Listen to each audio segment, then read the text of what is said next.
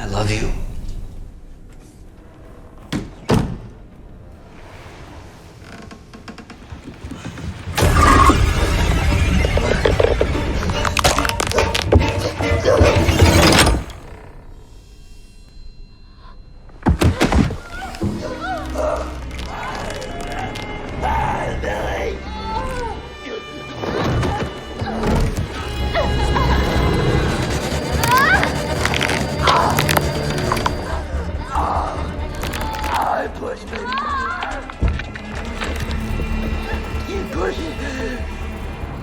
Just keep pushing.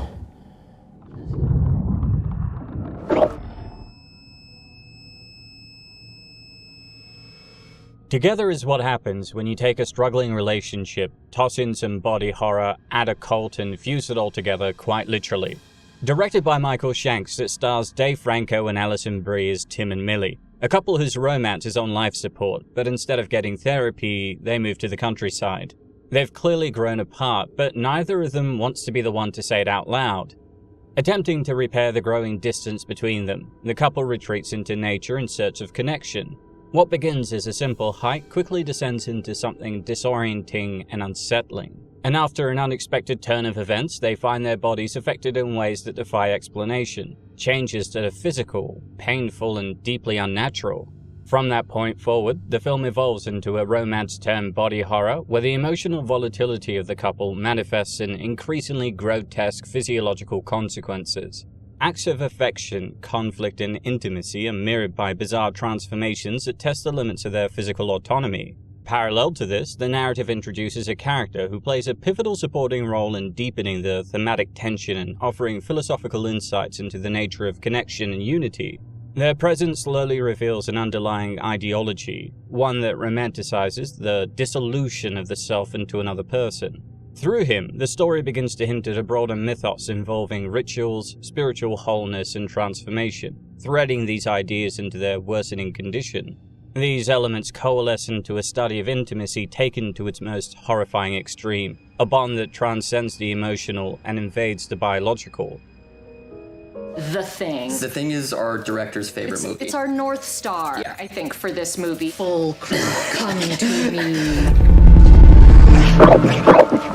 I think it's inevitable that people will bring up The Substance. We love that movie, and I feel like it's paved the way for body horror in a very significant way. It was nominated for multiple Oscars. Filmmakers within the genre are doing really cool, interesting things. The movie presents a metaphor for codependency through flesh and consequence, where every unresolved emotion threatens to reshape the characters in ways they cannot control or escape.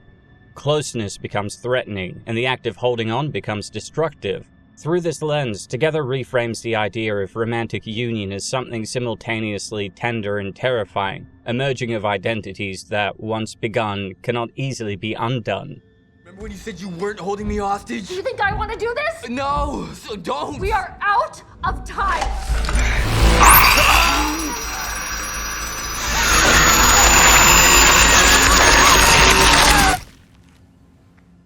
The film opens with a prologue centered around the mysterious disappearance of another couple, Kerry and Simon. A search party scours a forested area near a collapsed underground cave looking for them. When two search dogs break off and descend into the cave, they discover a fountain-like pool and drink from it.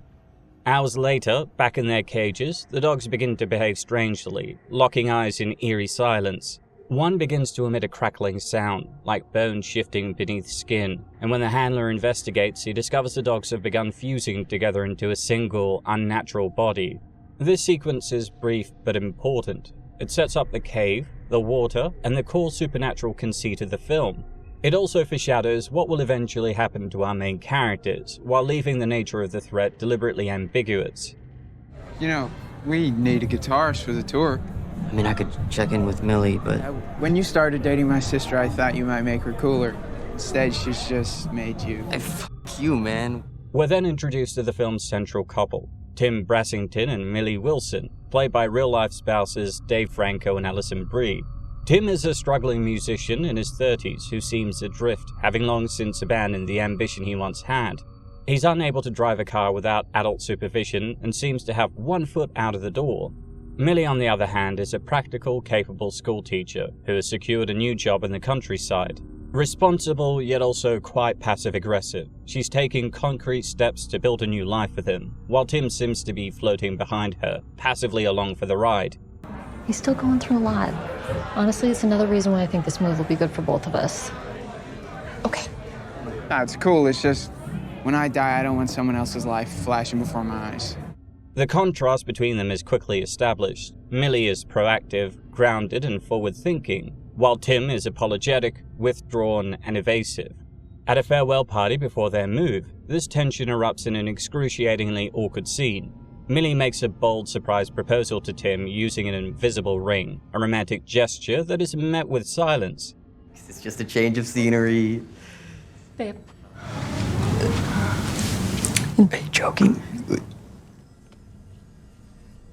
Oh. Yeah, yes, of course, yes. Tim freezes, and Millie's moment of vulnerability is left hanging in the air as their friends look on, the mood collapsing into quiet embarrassment. The scene marks a crucial moment of disconnection and reveals the couple are caught in a prolonged moment of inertia, unable to move forward yet unwilling to let go. Their mutual history, once a source of comfort, is a space of quiet alienation, where the reasons for staying together are no longer clear, but the fear of separation remains powerful. That night after the party, their rift begins to deepen. Tim apologizes and Millie attempts to brush it off, but the damage is done. Unfortunately, as they sleep, Tim experiences a surreal nightmare. He sees a grinning woman sitting beside a dead man, who then begins crawling toward him with unnatural movements. Can you ask them to leave? Oh. I can't sleep with them staring at us. It's a disturbing image, hinting at unresolved trauma and a growing sense of psychological instability. When he wakes up, we realize that Tim and Millie have now moved into their new rural home, hoping for a fresh start, but the cracks in their relationship and in the house itself are visible. Tim detects a foul stench in the house and investigates, discovering what initially appears to be a dead rat in the light fixture above him. But upon closer inspection, it's not a single rat, but a fused cluster of rats knotted together by their tails, a literal embodiment of entrapment and rot. What are you doing? I found it. What? Oh, This moment is more than just twisted horror, it functions as visual metaphor. The rats, tangled and unable to separate, mirror Tim and Millie's own relationship, stagnant, decaying, but inescapably bound. Millie eventually begins her new job at a local school and meets Jamie, a friendly fellow teacher who offers to show them around the area. He seems kind, supportive, and most importantly, stable in contrast to Tim. God, boyfriend sounds so immature. Partner? Me and my boy partner Tim. Letting her guard down, Millie shares some of her frustrations with her boyfriend, admitting that she and Tim are struggling to even define what they are to each other anymore. Meanwhile, Tim is becoming increasingly aware of his own inadequacy and attempts to reconnect with Millie by taking her on a hike that she wanted to do in the forest. But as they walk, they quickly lose their way. A sudden downpour and a tumble into a nearby hole forces them to take shelter in a cave, the same one from the prologue. It's damp, cold, and filled with the remnants of what looks like an abandoned church, shattered pews, crumbled icons, and the ever-present central pool of water. I don't have signal. Fuck, my demos were on there. I'm fine, by the way. They unwisely decide to camp there overnight, and Tim begins opening up about a traumatic memory from his childhood. He recalls how his father made him hunt down the source of a terrible smell in his room. Tim couldn't detect it as he'd gotten used to the smell, so his father tore his room apart until he found a dead rat. After his father's death, Tim's mother then suffered a breakdown, sitting in bed for days next to his decomposing body, smiling through her tears. It's a harrowing story that sheds light on Tim's fear of death, decay, and abandonment. It also reveals how deeply broken he is and how much baggage he brings into his relationship with Millie. But it was so gradual that I couldn't even tell that I was breathing in this rotting carcass every night. And there's this detail. Never told anyone about the smell. She had woke to find her other half was gone and her brain just snapped. She couldn't process it. Unfortunately for the pair, after they run out of water, they both drink from the pool before falling asleep. It's here that Tim has a hallucinatory dream where each breath he takes is mirrored by the cave moving in and out.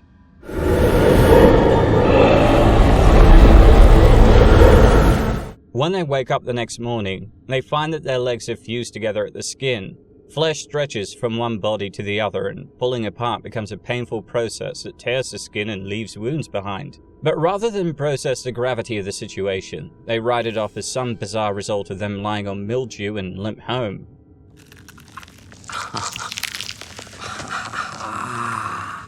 After their disturbing experience in the cave and their painful leg fusion incident, Tim and Millie return home, attempting to resume normal life. But when a massage morphs into body horror, with Tim's hand seemingly blending into Millie's back, their denial quickly proves unsustainable.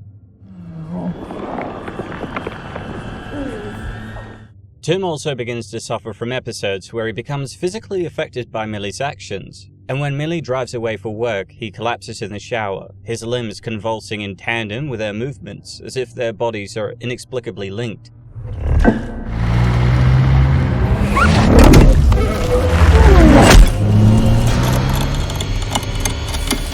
It becomes clear that their bodies are tethered, responding to one another involuntarily and violently.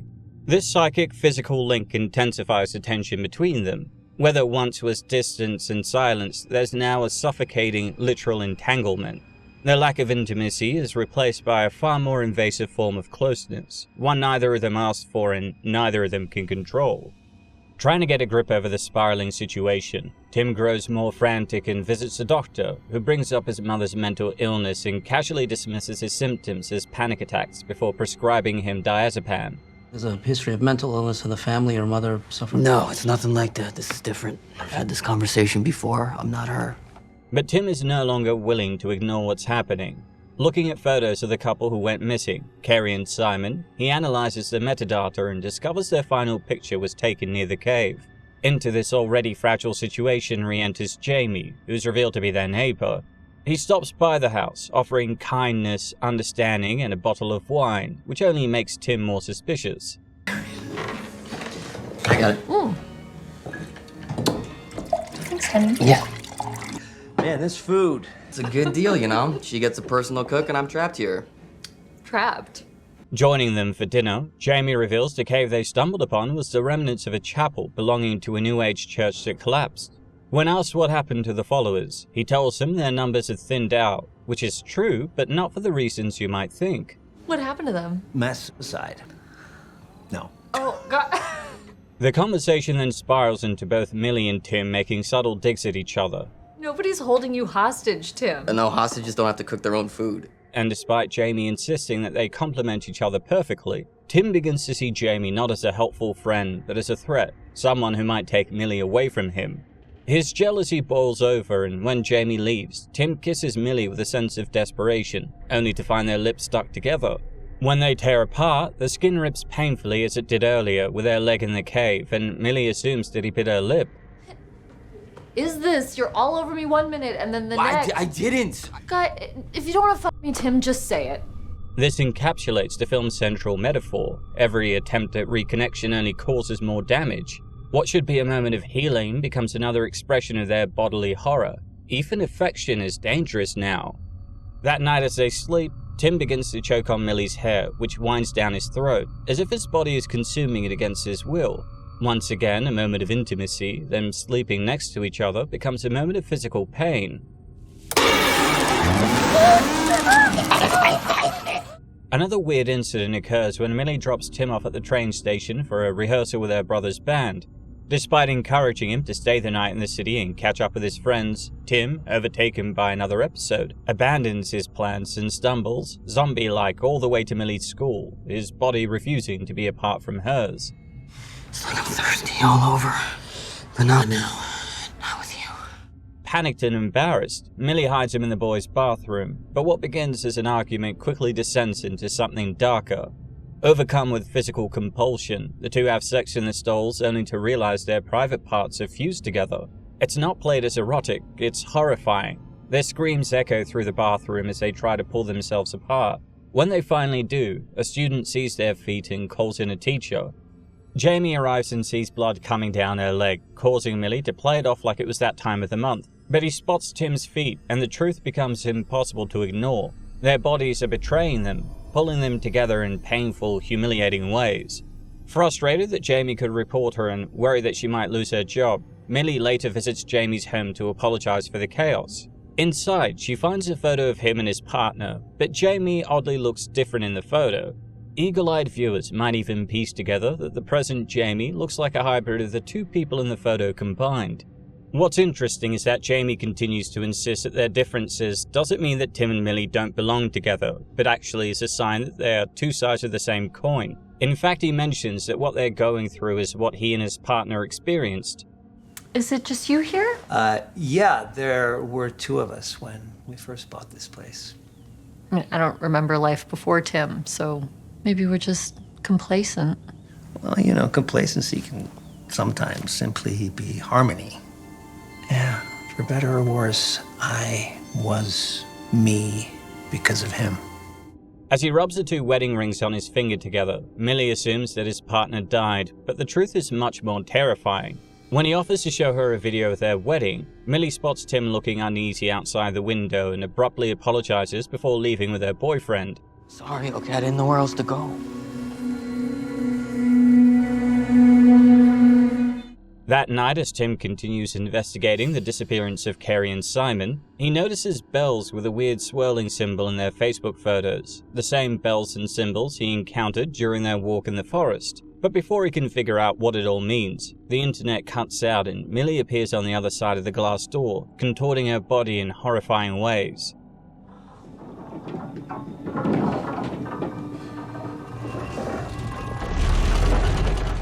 When she forcefully lands on top of him in a trance-like state and tries to get closer, Tim slaps her, which snaps Millie out of it. Naturally, she's shocked to realize he hit her. This ends up being the first time they actually have a conversation that their seizures and weird behavior need to be addressed. But while Tim insists that something happened to them in the cave, Millie refuses to believe any of it and encourages him to sleep in a separate room that evening. Despite this, both Millie and Tim are drawn toward each other by an unseen force. They are pulled from their beds, limbs contorting until their arms fuse together. I just want to die. Baby, look at me! In a moment of desperation, they take a number of his sedatives to suppress the symptoms and pass out. When Tim eventually wakes up dazed and confused, he finds himself tied to a chair, his arms still fused with Millie's. Getting them both to drink whiskey, Millie then uses his father's buzzsaw to forcefully separate them. The problem is, they both have different ideas on how to proceed. Tim wants to head back to the cave to get answers, while Millie wants to head straight to the hospital. Only issue is that she left her keys at Jamie's place, so while she goes to fetch the keys, she tells her boyfriend to stay at the house as their proximity to each other will continue to be a problem. Of course, Tim ignores her and grabs some equipment to enter the cave while she arrives at Jamie's house to find the door open. It's here that we spot his house spell as the same swirl that Tim spotted in the photos. As Tim enters the cave, Millie finds Jamie's wedding tape playing in his room. The footage shows two men undergoing a bizarre ritual, slicing their arms and pressing the wounds together in a mock marriage ceremony. As she watches and sees iconography of two beings fused together in the church, Tim also sees the same imagery in the remains of the chapel inside the cave. What is this? The beginning of something wonderful. Jamie then steps out of the darkness behind her and reveals the truth. He's the result of that ritual. He was once two people, now fused into one. He was also part of the cult that used the cave and its water to perform spiritual fusions between partners. What awaits is the ultimate intimacy in divine flesh. Beneath the body horror of Together lies a deeper mythology, one that reframes its central grotesquerie as the outcome of an ancient, deliberate ideology. At the heart of this is a secretive cult, rooted in esoteric spiritual beliefs that once operated in the hills. Their guiding principle was simple but extreme. The human soul is incomplete until physically fused with its other half. This belief is the framework upon which the entire narrative arc of Together is built. The transformation of Millie and Tim is not an anomaly, it is a ritual, and the key to that ritual is the water. The cult itself is never named, and its full history is left intentionally ambiguous. What we do know is gleaned through fragments, old rituals captured on home video, surviving members like Jamie and the architectural remnants of their chapel beneath the earth. According to Jamie, the group operated under a belief system influenced by ancient spiritual dualism. They subscribed to an interpretation of Aristophanes' myth from Plato's Symposium, that humans were once whole, dual beings split apart by the gods and doomed to wander the earth seeking their lost half. But where most take that myth as a metaphor, the cult took it literally, and sought to restore that wholeness. To them, love is not just emotional or spiritual, it was anatomical. Incomplete lovers were aberrations. To become whole meant unifying body and soul in one form. The result was not a symbolic union, but a biological fusion, and the bell symbol that recurs throughout the film serves as the cult's emblem, a call to transformation. What's interesting is that the transformation begins not with the ritual, but with the water.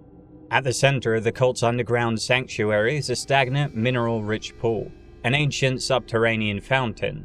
The film never explicitly explains the origin of this pool, but its properties suggest a naturally occurring, geologically unique fluid, one capable of altering organic structure. When ingested, the water introduces a foreign substance into the bloodstream. It's not a drug or a pathogen, but a form of mutagen, a compound that initiates cellular destabilization and hyperregeneration. The closest scientific analog would be a reactive agent that modifies connective tissue on a molecular level. But the water alone does not cause fusion. What makes it active is proximity and emotional resonance. This is why Millie and Tim begin fusing. Their volatility becomes the ignition point. From a scientific perspective, the water is a biochemical primer, introducing a latent condition in both hosts. But the fusion itself is catalyzed through hormonal feedback loops, shared endocrine responses, and proximity. When the bond becomes intensified through conflict, intimacy, or crisis, the bodies begin to bridge the chemical divide. The fusion process follows a grimly consistent pattern. Initial symptoms include proximity-based psychosomatic responses. One partner experiences pain, convulsions, or disorientation when the other moves away. Involuntary bodily linkage. Moments of intense emotion or physical contact result in spontaneous adhesion. And sensory synchronization. Shared feelings of nausea, choking, or even aphasia suggesting the development of a neurological link. As the process advances, the fusion becomes irreversible. Flesh melts, bone reorganizes. The transformation accelerates, causing organs and limbs to begin merging spontaneously. The final stage results in the creation of a new singular entity, one body formed from two. This process can fail. In the case of Carrie and Simon, the missing couple who were found in the cave by Tim, the transformation was partial, prolonged, and disastrous. Their resistance or poor alignment may have triggered incomplete integration, resulting in a malformed, half-dead fusion of shrieking limbs and withered torsos.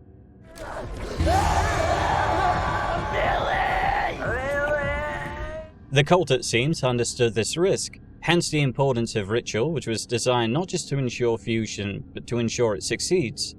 Captured in the grainy wedding footage seen by Millie, it involves two participants slicing through their arms and pressing their wounds together, symbolically and biologically initiating the transformation, while preventing the couple from turning back as the alternative is death. Blood mixing becomes a secondary trigger. The act is both ceremonial and chemical. It bonds them through pain, intention, and physical entry of tissue into tissue. Jamie, who appears to have undergone the ritual and emerged as a fully unified person, describes the experience as transcendent. His calm demeanor, eerie composure, and lack of volatility suggest that the transformation not only reconfigures the body, but also balances or suppresses aspects of the psyche. In short, he's no longer a divided being, but whether that's peace or erasure is up to you. Unfortunately, when Millie refuses to submit to the ritual, Jamie slashes her wrist, beginning the ritual without her consent. In a rare burst of violence, she strikes him in the face and his head begins splitting back into two separate men momentarily. You will be so warm. Meanwhile, Tim returns home from the cave, shattered after witnessing the fate of the missing couple. Their half-living, half-rotting fused body serving as a sickening warning of what can happen when the fusion process is resisted.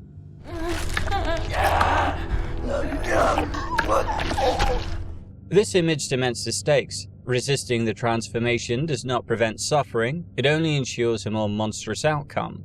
With their bodies pulling them closer together, Tim prepares to take his own life and free them both from this nightmare, believing that death is preferable to losing their humanity, or worse, becoming like Carrie and Simon. But before he can follow through, Millie, having lost a lot of blood and on the verge of unconsciousness, begs him to stop. Now faced with an impossible choice, watch her die or risk everything, Tim chooses something radical. Instead of fleeing or giving in to despair, he kneels beside her and fuses his arm to her open wound. It's not a decision made in fear, but in love. By connecting their flesh willingly, Tim saves her life. In that moment, his submission to the transformation becomes an act of devotion. It is, in a strange and tragic way, a proposal, one far more meaningful than the awkward invisible ring. It's no longer about what they used to be or what they wanted to be, it's about surviving this together. I was trying to let you go. Did you want to let me go? Millie eventually regains consciousness and realizes what he's done, but instead of panic, she responds with acceptance. In that moment, their emotional and psychic arcs align. They stop fighting the connection and choose to embrace it, fully and without reservation. Are you sure you want this? I do. The final transformation is set to the Spice Girls' 1996 hit, Two Become One, a choice that, while ironic on the surface, adds a deeper weight to the scene, as it was the first record he bought for her on their first date.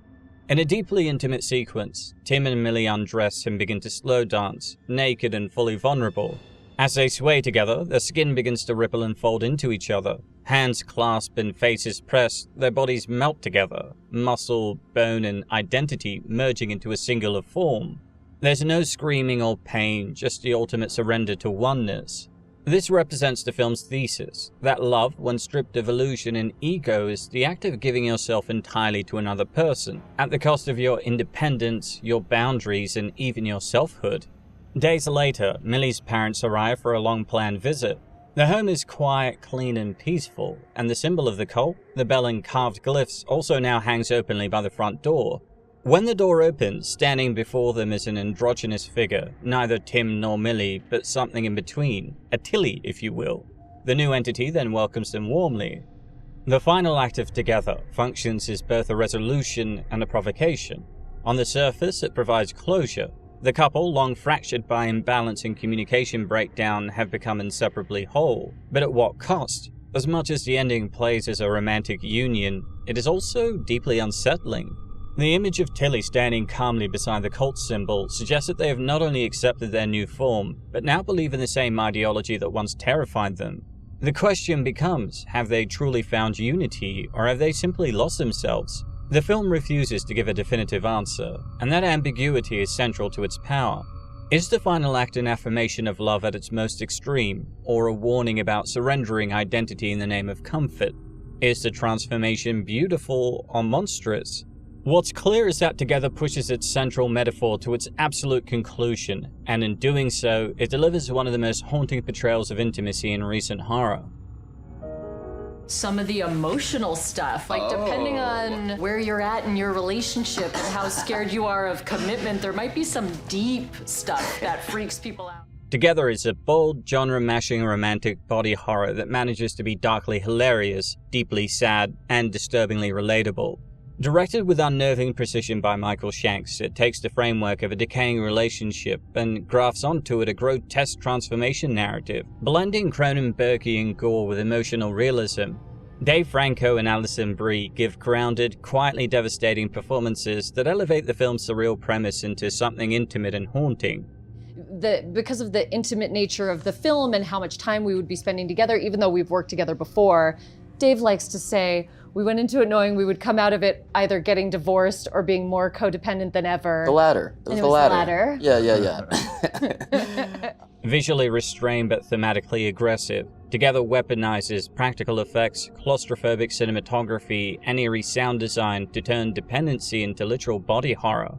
While its ambiguity and offbeat tone won't work for everyone, the film is a daring meditation on codependency, identity, and the terrifying cost of never letting go. It's gross, sincere, and weirdly beautiful, like The Fly remade as a relationship drama, and it just might be one of the strangest love stories in recent memory.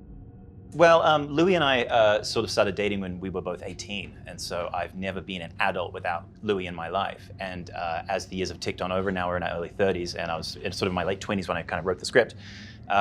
you kind of realize like, wow, I really have never experienced a life sort of without this person. I don't know who I am without her. We eat the same food, have the same friends, breathe the same air. Like, it's hard to kind of tell where I end and she begins. And I thought that was an interesting way to kind of jump off to explore some anxieties about sort of wholly committing to a shared life with somebody. Because in traditional horror, you're kind of running away from something. But with body horror, the thing that you're most afraid of is coming from inside, and you can't really change that. And that always is a more kind of compelling